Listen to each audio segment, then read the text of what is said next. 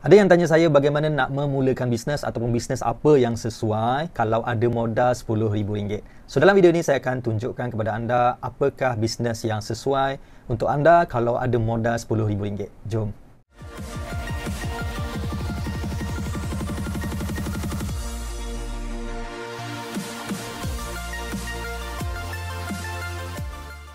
Ada orang tanya saya, Tuan, macam mana nak mulakan bisnes dengan RM10,000? Bisnes apa yang nak buat? Okay, so saya akan berikan kepada anda sedikit gambaran ataupun cadangan apakah bisnes yang anda boleh buat ataupun yang sesuai untuk modal RM10,000. Ini adalah satu pesanan daripada Jack Ma, katanya, when we have money, we start making mistake. Okay, bila kita ada duit, kita mula buat salah. Kita bukan mula buat salah, tapi kita banyak buat salah sebenarnya. Ini banyak berlaku, termasuklah kepada saya sendiri. Okey, sebelum ada duit, saya plan dengan baik, saya boleh buat duit daripada duit tak ada kan. Tapi bila dah ada duit, banyak saya belanjakan duit itu secara senang hati, secara sukarela orang kata kan. Membelanjakan duit kepada sesuatu benda yang tak sepatutnya. Okay, kita mula melakukan banyak kesilapan. Sebab apa? Sebab kita ada duit. Okay, kita dah ada duit ni, so kita belanja situ, belanja sini. Jadi kita mula melakukan kesilapan-kesilapan yang kita tak perasan ketika kita ada duit. Dan bila kita dah tak ada duit, barulah kita sedar yang sepatutnya kita tak buat benda tu.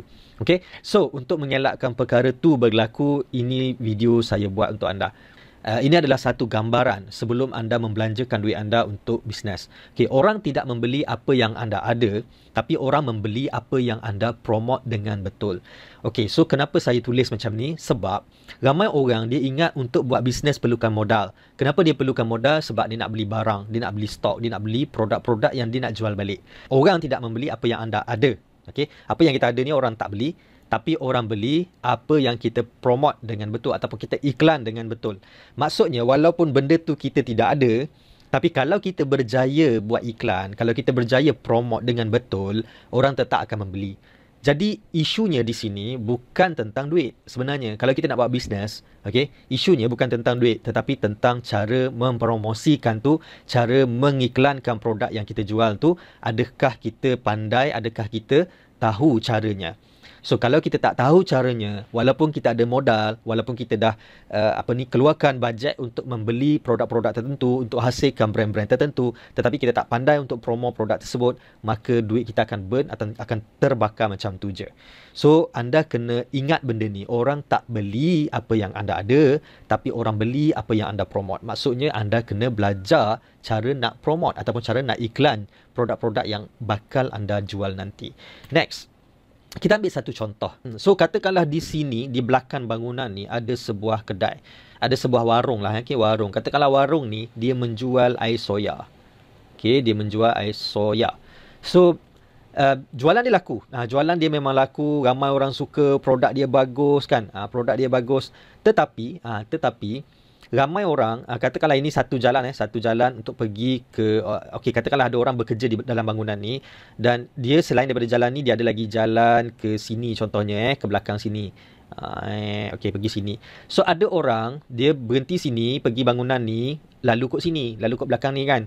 Ada orang, dia lalu kot sini. So bila lalu sini, dia tak belilah air soya kat sini. Apa yang kita nak buat adalah, kita nak buka satu gerai di sini. Okay, kita nak buka gerai satu di sini dan kita tak ada pun air soya tu. Tapi kita nak dapatkan daripada orang ni. So kita pergi di sini, kita bagi tahu kepada peniaga ni, tuan, boleh tak saya nak nak beli sikit soya untuk saya berniaga di sini. So asalnya kita tak ada produk tu kan. Asalnya kita tak ada, ataupun kita bagi tahu, tuan, saya nak jadi agent untuk jual air soya tuan ni. So saya nak buka dekat depan tu. So tuan tak perlu nak bayar gaji orang, buka gerai baru ke apa semua ke. So saya tolong jualkan. Jadi kita pun ambil 1 tong, 2 tong dengan dia dan kita jual dekat sini. So bila kita jual dekat sini, orang yang tak lalu belah sini, dia akan, kalau dia nak beli, dia akan berhenti dekat tempat kita dan dia akan belilah di sini. Betul tak? So sekarang ni kita mempromosikan ataupun kita mengiklankan atau kita menjual produk tersebut dengan betul. Walaupun kita asalnya tidak ada pun produk tu dan bukan produk tu pun bukan produk kita. So ini yang berlaku kepada saya sendiri pada tahun, kalau tak silap saya, tahun 2005. 2005.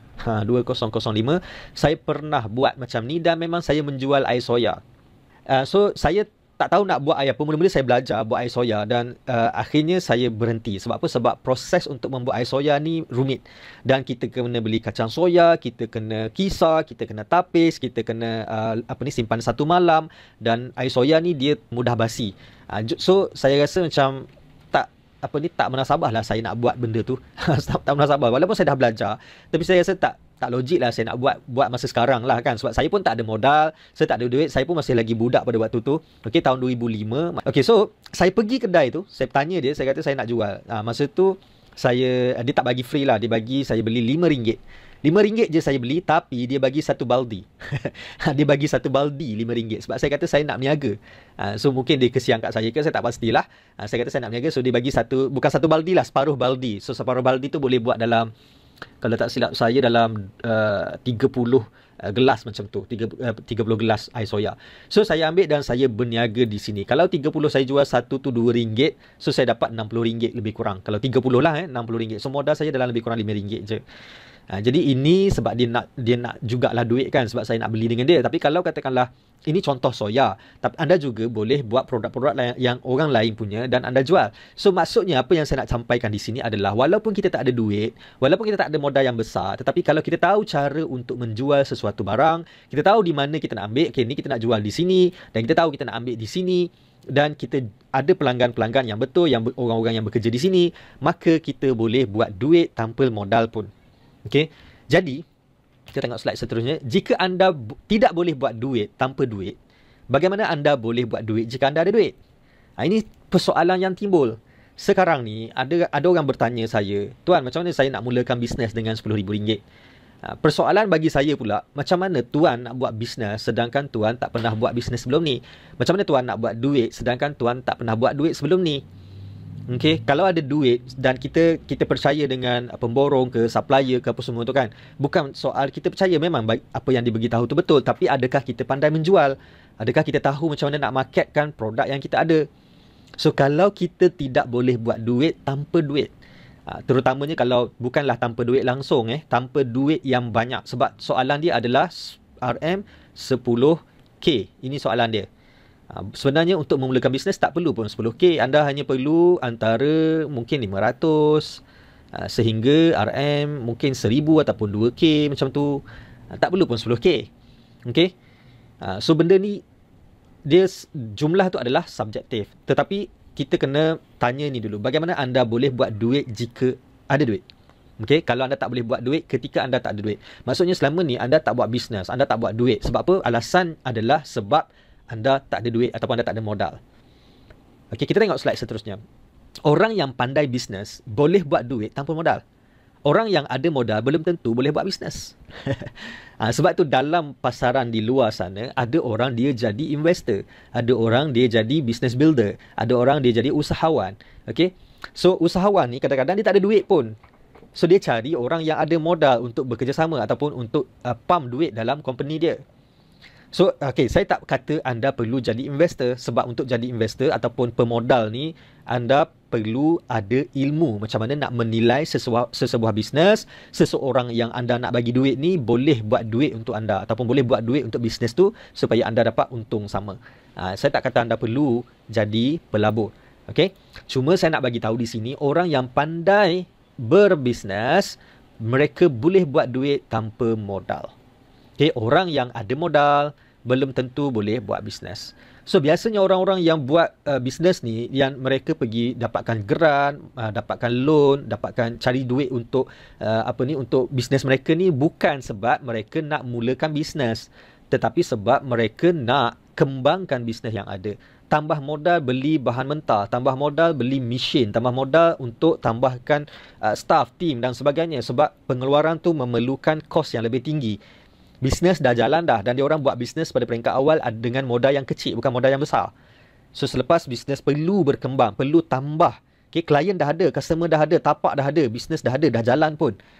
Saya tak masuk lagi tentang idea untuk anda mulakan bisnes ni. Saya just nak buka sikit pandangan anda supaya anda nampak dengan jelas yang mana sebenarnya kalau anda laburkan duit RM10,000 untuk bisnes, dan kalau anda tak boleh buat duit sebelum ni, ketika anda tak ada duit, okay, ketika anda tak ada modal, so tak ada jawapan ataupun tak ada bukti menunjukkan bahawa anda akan dapat buat duit dengan ada modal. Dan jika anda tak pernah buat bisnes juga ataupun anda tak tahu tentang bisnes, tiba-tiba anda ada duit, anda nak buat bisnes dengan duit yang ada tu, orang bisnes tak macam tu. Orang bisnes ketika tak ada duit pun dia dah boleh buat dah. So, apa yang saya nak bagi tahu di sini, risiko sangat-sangat tinggi. Okay, next. Small business failure rate. Okay, so ini adalah rate small business punya kegagalan. Okay, bisnes kecil. So, sukses adalah sekitar 20% sahaja dan kegagalan biasanya dalam 80%. Ini tak tepat. Ada kajian ataupun ada data yang menunjukkan kegagalan adalah sebanyak 90%. Hanya 10% sahaja yang berjaya. So, cuma secara average biasanya 20% lah kita ambil. So, kita ambil yang secara purata 20% sahaja yang berjaya dan 80% akan gagal. Maksudnya, kalau anda buat bisnes, anda laburkan duit anda untuk bisnes sekarang, potensi untuk anda gagal adalah sebanyak 80%. Okay? 80% kemungkinan anda akan gagal. Jadi untuk bermula, gunakan hanya 20% daripada duit anda sebagai modal permulaan. Iaitu antara 1,000 hingga 2,000 macam tu lah. Okay, 1,000 hingga 2,000 sahaja untuk modal permulaan. So, kalau anda nak labur ataupun anda nak gunakan semua 10,000 tu, itu terpulang kepada anda. Cuma berdasarkan pengalaman saya, nasihat saya, jangan belanja lebih daripada 2,000. Kalau 2,200, 2,100 tu, itu normal lah kita beli bahan-bahan, barang-barang kan. Tapi, kalau lebih daripada tu, sebaiknya anda fikir balik lah. Sebab apa? Sebab kita nak minimalkan kos serendah mungkin. Minimalkan kos serendah mungkin. So, kalau katakanlah anda dah ada 10K. Anda ada RM 10K. So, 10K ni anda belanja 2K. Anda ada lagi baki. Baki RM 8K. So, 8K ni nak buat apa daripada, ada yang mungkin berfikir, daripada aku joli, daripada aku gunakan benda lain untuk belanja kan. Nanti habis juga, baik aku buat bisnes. Betul. Bukan salah, betul. Anda boleh guna untuk bisnes. Tetapi, simpan dulu. Simpan dulu, bukan labur habis sekaligus. Sebab bila anda dah ada modal lebih kurang 2,000 ni, anda dah mulakan bisnes, nanti selepas anda jalankan bisnes tu, anda akan perlukan lagi modal tambahan. Anda perlukan lagi modal tambahan. Contohnya nak beli mesin baru, nak pasang billboard, nak pasang iklan, nak pering, macam-macam lagi lah, nak buat bisnes kad semua kan. So, itu perlukan modal-modal tambahan. So, modal tambahan tu anda boleh gunakan daripada keuntungan jualan. Sebaiknya hold dulu yang ni. Hold dulu 8,000 ni, jangan guna lagi. Okay?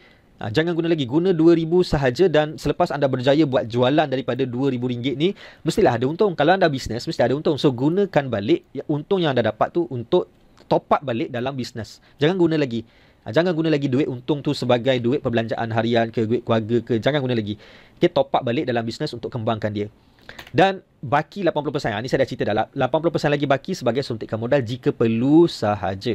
Jadi kalaulah sampai satu masa kedai anda dah perlu besar apa semua kan, pelanggan dah ada, cuma pelanggan nak lagi produk-produk lain, nak tambah stok ke apa semua ke, barulah masukkan modal tambahan daripada 8,000 ni. Bukan masukkan terus 8,000, sikit-sikit lah kita ambil kan. Okay, so itu proses dia. Mulakan dengan sekitar RM2,000 sahaja. Okey, lepas tu kembangkan bisnes anda daripada modal, daripada keuntungan yang anda dapat, dan kemudian kalau perlukan modal tambahan barulah anda ambil yang 8K yang lebih tadi. Okey, seterusnya nak buat bisnes apa? Nak jual produk apa? Ini yang jadi persoalan ramai orang. Okey, kita tengok 6 sumber utama produk yang kita boleh perolehi. Yang pertama adalah dari kemahiran dan tenaga anda sendiri. Ini antara yang paling mudah lah. Maksudnya daripada anda punya kemahiran. Kalau anda ada kemahiran mengurut, kalau anda ada kemahiran memasak, kalau anda ada kemahiran gunting rambut, kalau anda ada kemahiran jahit baju contohnya. Okay, so jadikan benda itu sebagai produk anda, servis itu sebagai produk anda, dan anda juallah servis anda. So ini sumber yang pertama. So ada juga orang kata, tapi saya tak pandai apa-apa pun. saya tak reti nak buat apa ni, nak buat makanan tak reti, nak jahit tak reti, nak buat apa ni, macam-macam lah, semua tak reti kan. So kalau tak reti, belajar. Sebab itulah di luar sana ada banyak pusat-pusat kemahiran, ada banyak trainer-trainer mengajar anda tentang cara mengurut lah, cara memasak itu, memasak ini, cara buat produk tu, cara buat produk ni. Cari ilmu tu dulu. Okay, so kalau anda nak yang pertama ni, cari ilmu dan bina kemahiran anda. Yang kedua, dari apa yang anda ada di tangan anda, sama ada anda ada barang-barang lama ke, anda ada hasil tanaman ke, ada apa-apalah yang anda boleh jual. Okay, next, buat sendiri produk daripada kosong. Okay, so anda ada ilmu, anda ada kemahiran. Contohnya anda mungkin ada ilmu berkaitan dengan cara nak buat minyak urut, okay, minyak akar kayu ke, apa-apalah kan. Ataupun anda ada kemahiran untuk buat produk-produk minuman yang mana orang minum boleh berikan ke tenaga ataupun boleh jadi kurus kan. Anda ada kemahiran tu. So, anda boleh create sendiri, okay, dengan ilmu yang anda ada. Itu yang ketiga. Yang keempat, produk dengan orang lain. Buat produk dengan orang lain ataupun kilang orang lain. Maksudnya secara OEM. Okay, pergi dekat kilang, anda boleh search di Google pun banyak. Okay, kilang-kilang OEM, sama ada anda nak buat produk kesihatan, anda nak buat produk kosmetik, anda nak buat produk makanan, anda nak buat produk sabun ke, sabun basuh baju ke, anda nak buat sabun-sabun clean yang cuci lantai ke, semua ada. Okay, banyak ada. Anda nak buat kopi ke, macam-macam. Macam-macam anda boleh buat dengan kilang ataupun produk OEM ni. Seterusnya, yang kelima adalah beli borong dan jual balik. Anda beli borong produk-produk, sama anda ada borong daripada China ke, okay, anda borong daripada supplier ke, dan jual balik dengan harga yang lebih tinggi ataupun harga market. Ini sumber yang kelima. Dan yang keenam, anda jadi ejen jual produk orang lain. So, ini adalah 6 sumber utama macam mana seseorang yang membuat bisnes mendapatkan produk. Okay, so kita tengok yang seterusnya. Yang saya cadangkan ada 2 cara paling selamat untuk anda bermula. Iaitu yang pertama, dari kemahiran dan tenaga anda sendiri. Yang pertama tadi, daripada kemahiran dan tenaga anda sendiri, ini adalah cara yang paling selamat. Kenapa dia paling selamat? Yang pertama, modal dia rendah. Modal dia rendah. Okey, modal dia rendah. Sebab apa modal dia rendah? Sebab dia hanya perlukan kemahiran anda. Okey, anda jual servis. Yang kedua, okey, tak perlukan stok. Okey, tak perlukan stok. Stok tak perlu.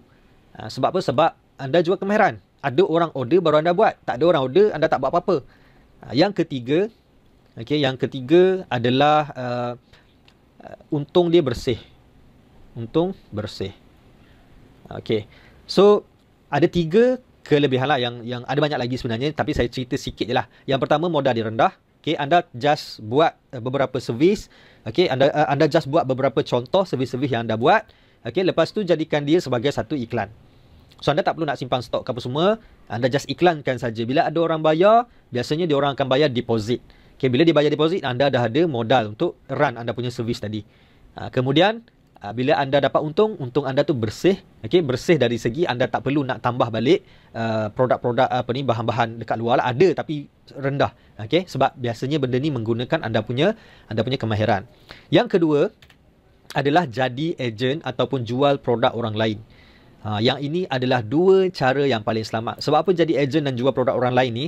Sebab kalau anda buat macam ni, anda perlukan modal yang biasanya agak rendah, bawah daripada 2,000 untuk jual produk orang lain, untuk jadi ejen mereka. Sebab produk tu mereka dah laburkan duit, mereka dah buat marketing, mereka dah ada sistem, mereka dah ada macam-macam lah. Okay? So, anda hanya jadi ejen mungkin di tempat anda. So, ini biasanya modal dia lebih rendah dan anda boleh bermula dengan banyak belajar daripada founder produk tersebut. Apa langkah seterusnya? Jika anda menjual servis, kita tengok dulu jika anda menjual servis, langkah yang pertama, sediakan produk contoh. Okay, sediakan contoh-contoh servis yang anda buat tu. Ambil gambar cantik-cantik. Sediakan testimoni. Okay. So, banyakkan contoh-contoh supaya anda boleh gunakan untuk buat iklan. Seterusnya, bina jenama untuk bisnes anda. Bina kedai online anda. Bina kedai online ni maksudnya anda buka Facebook page, anda buka IG ke, anda buka TikTok ke. So, buatlah brand anda tu untuk anda mengiklankan produk-produk anda. So, kalau orang nak membeli, orang boleh WhatsApp. Okay. Orang boleh WhatsApp anda, ataupun anda buatlah macam-macam mana untuk orang isi form ke. So, terpulanglah kalau anda pandai, anda boleh buat form. Kalau anda tak pandai, boleh bagi link WhatsApp je. Seterusnya, buat marketing dan juga iklan dan dapatkan pelanggan ataupun buat sale. Okay, so ini proses dia apabila anda menjual servis. Mula macam tu, very simple. So, anda tak perlu pun bazirkan duit sehingga 10,000.